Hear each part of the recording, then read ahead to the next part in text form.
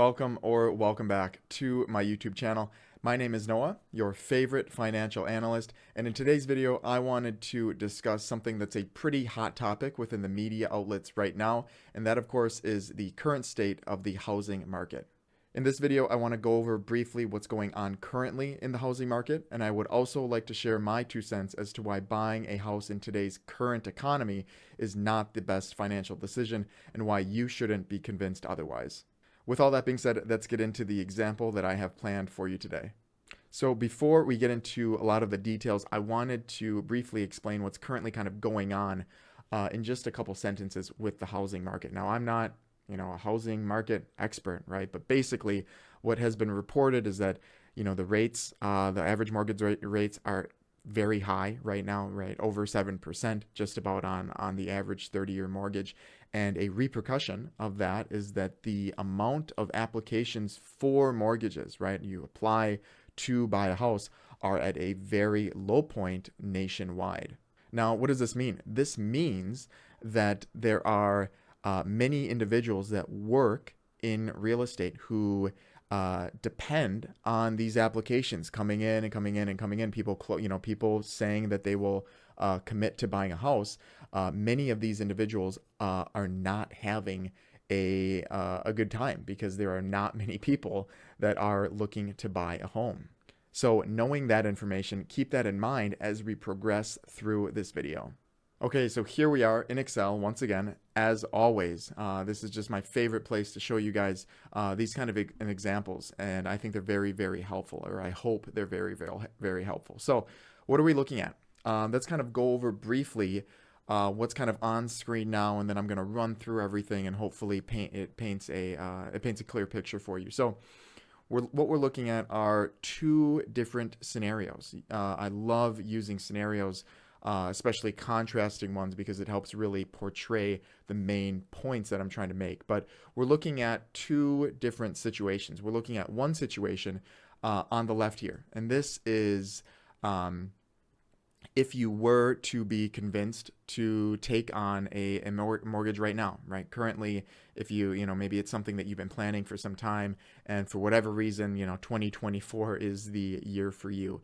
And I want to indicate this by roughly what the current interest rates or mortgage rates are sitting at, and they're around 7%. They're actually probably a little bit higher, maybe 7.1, 7.2, depending on different circumstances, but we're going to just use 7 as a round number there. Now, the second scenario is if you were to be patient with buying a home, right? So maybe you've wanted to buy a home, and there's been talk of it with you and your spouse, or, whatever, you and your boyfriend, girlfriend, whatever it is, or just yourself, right? So you're talking to yourself in the mirror about buying a home. But let's say, you're convinced to wait, right? You have two options, right? You either buy a home or you wait, or maybe you never do. But let's say in this second example, you wait until the mortgage rates are pretty much what they should be. And that, I think, is going to be right around 4%, is my personal opinion on what they, much higher, and they start to get pretty expensive. Anything below is really great, but 4% is, I think, a fair estimate for a reasonable mortgage. So the setup for this video, we are looking at the same house for these two examples, right? We want to keep things as consistent as possible, and the setup is going to be right here. Now, what is the setup for this example? We have the house price, we have the term length, we have the down payment and the down payment percentage. Now, the interest rates are going to be up here, right? So it's going to be different for each example. But for this example, let's say we are looking at a house that has a selling value of $180,000. And you're probably maybe thinking, oh, Noah, I'm looking at I want a $300,000 home, or a $350,000, or whatever it is. And the answer really is, I don't care. But the principles that we're going to go over are really going to apply to any cost. The reason I'm using $180,000 is because the majority of my viewers happen to be living in the state of Wisconsin. And what is the average cost of a single family home in Wisconsin? $180,000. So that is why I am using the house price of $180,000. I'm using the term length of 30 years because that is just very common. I'm not going to go over, what things would look like with a 15-year. The video would just be far too long. Maybe in the future I might do that, but we're going to use 30 years for this example. We are also going to assume that you've been a very frugal and very financial savvy individual, and you have saved enough money for a 20% down payment, right? So this is going to be $36,000 is 20% of $180,000. So now that means that the loan, right, the amount that you will be borrowing from, your local credit union or bank, whatever it is, wherever you decide to get your home loan, is going to be $144,000. So this is good. We have the setup, right? We have the hypothetical situation, and we're just going to apply the different scenarios, right? Buying right now, and seeing what that looks like, and then waiting a little bit, and then buying when rates are more what they should be for for a very cost efficient or cost effective mortgage payment. So I think we should start with waiting, right? Let's start with a scenario where you yourself are very patient, right? So you know that housing is just not, it's something you're not feeling right now. So let's say you just put it off, right? As far as how long, I have no clue. I don't think anybody really has, that good of an idea. There's estimates when things will be back to normal and so on, but you just never know. So we're not going to give a date or anything, but let's just assume you wait until the rate is at 4% and you can get a mortgage at 4%. What I have here is basically the structure of the first 5 years of mortgage payments. I don't want to go out to 30. It's irrelevant for this example. So we're going to use the first 5 years of owning that house. So we have the years, we have the principal payments. Now the principal payments, if you didn't know, are the amount to pay back the amount that you borrowed right here, right? That's the loan amount is the principal. They're one and the same. So you need to pay this amount back. Now next to it are interest payments, and these are the devil, right? These suck. These are basically how the lender makes their money back and more. This is how they run their business, right? This is how credit card companies, right? Chase, American Express, Wells Fargo, whatever, they make a huge amount of money from people paying the stupid interest on their credit cards when they rack up credit card debt. So this is the name of the game, right? And then the total, which is just the sum of the two. So the first year, assuming you wait, right? You're a patient individual, very wise, very smart, and you wait until mortgage rates are, what they should be. The first year after owning the home, you would pay $2,500 in principal, towards the loan amount, like I said, and then the interest payments are going to be $5,700. So quite a bit, right? More than double, and you can see how it's a pretty good deal for the lender to make money off of you here, for a total of $8,249 just on the mortgage payments. I'm not going to go into too much detail, but a lot of individuals will see this amount. They'll say, "Well, I can afford I can get a house for $8,200. My rent is $1,200. I'm an idiot not to do this." And the answer really is, well, you might be an idiot by doing it, right? Because one thing that I personally believe people don't consider, or they have tunnel vision on, is they see the amount that that it takes to pay back the mortgage, but they don't look at the residual. They don't look at the peripheral expenses of owning a house, which insurance, PMI, not in this case, right? Mortgage insurance, because we have 20% down, but if you did, you have that. Maintenance, everyday maintenance, which is generally 1 to 4% of the home's value on an annual basis, generally speaking, right? You could obviously not take care of your house and let it go to shit, but that's an irresponsible thing to do. So you pay for the maintenance, right? Things go out. You've got electric, right? Utilities, keeping the lights on, all of those costs. So just be fair warning that paying attention to the mortgage, the amount of money that it takes to pay back the mortgage, is probably about half of the story. So Please don't be persuaded by someone flashing the amount that it's just going to take back to pay back the mortgage and try to convince you that it's a good deal, because oftentimes it's just not the horse. It's not the whole story. So moving on, right, year two, a little bit more, right? And what's going to happen is things are going to change. Your principal is going to start lower and then go higher. Your interest is going to start higher, pardon me, and then go lower. And they're going to kind of, opposite and oppose each other. But this is how it's going to be broken up, right? I'm not going to go into every single detail. But this is going to be how the payments, or the payment structure is for the first 5 years, assuming that you wait until the interest rates are at a more reasonable amount. Now let's go into the very anxious person, right? This is the very anxious buyer. They want the house now, even if their interest rate is 7%.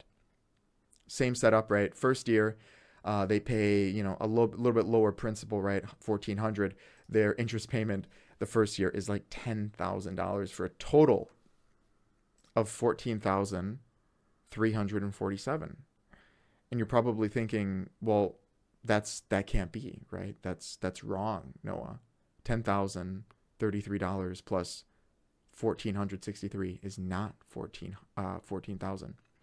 Now, what's going on is that there is a argument that I think a lot of people would make, and they would say, well, interest rates, it's not going to stay at 7%. Noah, I'll refinance when it goes lower. Surely the interest rate will be lower in a year, right? And then, I'll refinance, and then I'll get the lower rate, and I won't pay 7% for 30 years.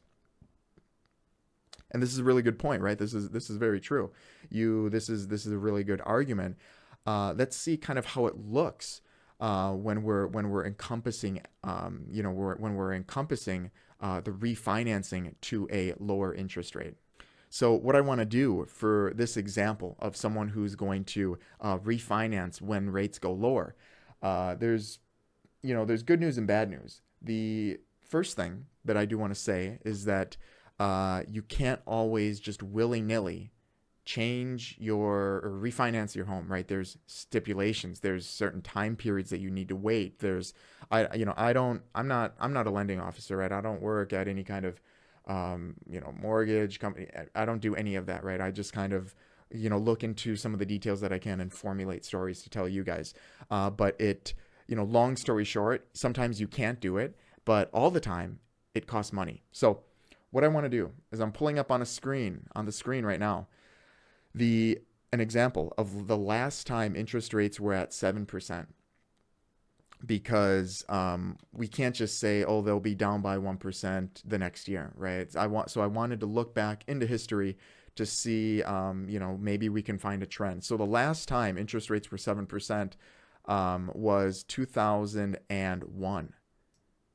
2001 is when they were 7.01%. So I wanted to use maybe just the historical record, right? And say maybe things are consistent. So I went and I used the last those 5 years when interest rates started to decrease when they were 7%. And obviously this isn't, the perfect scientific method, right? But I just wanted to, have something to show, for example. So when we go back to our spreadsheet, we're going to have 7.7% the first year. The next year we'll have 6.5. The next year we'll have 5.89, and then the next year we'll have 5.88, and then the final year rates are higher, right? So we're not going to refinance for a higher rate, right? So we're going to keep it at 5.88 and see what happens. So now we're back, right? So things look a little bit different because I've exposed a few more columns. What I've exposed are the mortgage remaining, right? So this is the amount on your loan that is still left over. And then I've added a little column. It's a big column, actually. But it's important. It is the refinance amount estimate. It costs money to refinance your home, right? Big shocker. From my research, it was like 2 to 6%. So I'm using 2%, right? You got a good steal on it, right? And it's 2 to 6% of the amount on the mortgage that is remaining, generally speaking, from my research. So each year, year one, 7%. This is how much we owe, right? Year two, we refinance, right? We refinance this year, so year two is at the lower 6.5%, and then we pay the refinancing fee again, and then we pay it again and again until the last year we keep the same 5.88 interest rate, right? So we don't refinance on the fifth year, but you can see that between the high interest payments due to the high interest rate, and then compounding that with the refinancing amount, which isn't huge, right? $3,000, but that kind of adds up, right? Each year, $3,000 a year is relatively significant for the average home here in the United States, and that is where we get these totals. So what are the totals? Here are the totals. The two yellow highlighted boxes are the total amount of money that we would pay in each scenario, right? So if you do buy right now, and maybe the rates go down how they did historically, and you refinance, you pay the refinancing fee over the next 5 years, you are $64,500 deep in the mortgage related costs, right? This doesn't include, all the other things that, might go wrong and so on. But then look at to the right, right? The right side is being patient, right? So you rent, or you're at home, or, maybe you live in a box to save money. I don't know what it is, but you wait, you're patient. And then when things are normal, when things are back to how they should be, you start, and the first 5 years of that, you are going to spend $41,000, over $20,000 saved by being patient in the first 5. Now, just for fun, I want to show you what you could do with that extra money on a year-to-year basis, right? You don't just get $20,000 in the first year. There's a difference in amount each year, right? So the total for buying now, right, if you're impatient, compared to the total when you're patient, there's a difference here, right? So let's look at what we can do with that extra money. Okay, so look at what I've exposed right here. What is this? This is the amount of money that you would save on a kind of a year-to-year basis. And let's say hypothetically that you invested it, right, and your returns are 8%. It's nothing crazy, right? But it's nothing. It's not very conservative either. Very conservative is maybe like 5%. I think 8 is very doable. When market conditions are pretty standard. So what this is looking at is this is the amount of money that this is the difference between the two scenarios on a yearly basis. And if you invested it with 8% annually, these are what the returns would basically be on an annual basis, netting you at the end of the fifth year $30,000 of investments in this account. So that I hope that goes to show you, the significance of of what being patient can do when it comes to modern day housing. So what is the story here, right? I just showed you why being patient in housing currently is probably the best decision that you could make, compared to going in and out, assuming that you're going to be refinancing when things get better and so on. I mean, for me, it's not worth the stress, and it's not worth the money. And, the money clearly talks, as I showed you in this example. Now, I know there are many individuals out there, right, that, have the job of pushing, or closing these deals, right? They make commission based off of the mortgage applications that are signed, sealed, and delivered, right? And that is how they bring food to the table. That is how they live, whatever it is, that's their job. So I'm sure there are many of them that, might be watching this that can come up with, different reasoning as to why buying now is more advantageous. And I would love to hear your feedback if you are in that current position. So you can leave those comments in the comment section below.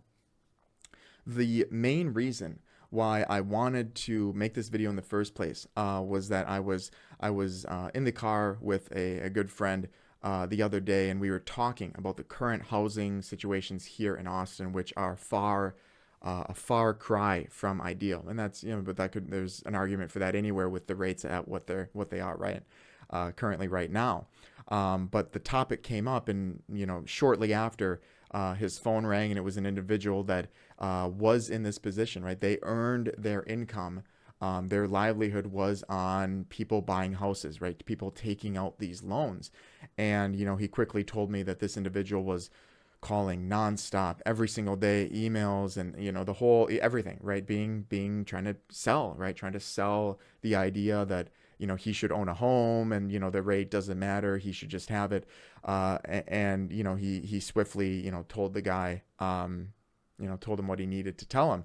But long story short, the individuals making their living off of, people buying houses and so on, may not always be looking out for your best financial interests, right? Or your circumstances.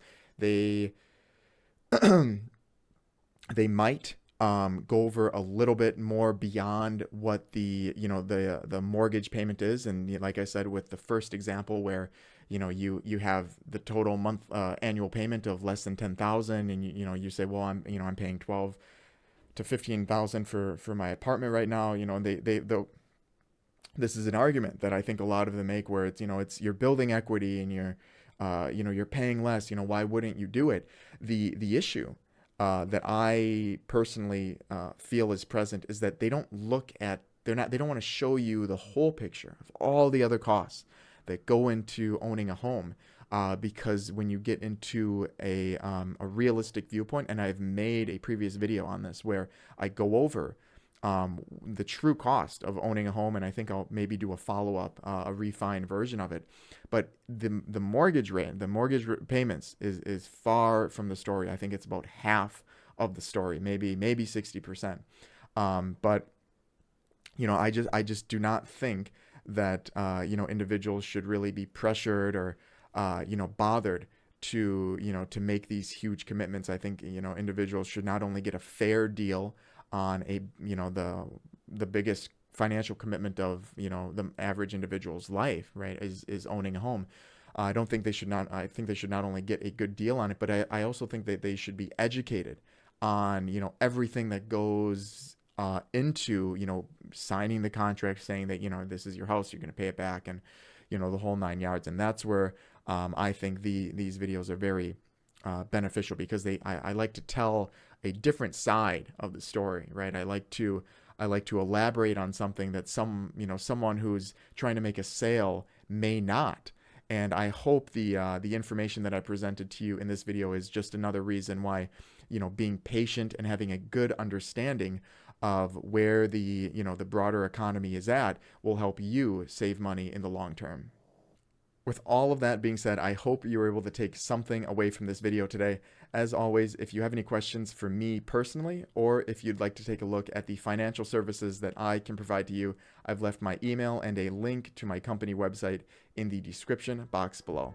As always, thank you so much for your time, and happy financing.